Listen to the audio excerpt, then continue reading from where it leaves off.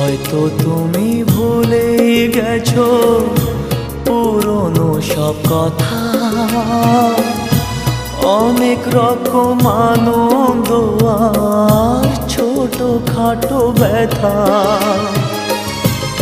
এই মাঝে পেরিয়ে গেছে অনেকটা বছর, অনেকটা বছর। আমি কেমন করে নেব তোমার খবর? তোমার ভালোবাসা তুমি নিজের হাতে দিয়ে গেছো কবর।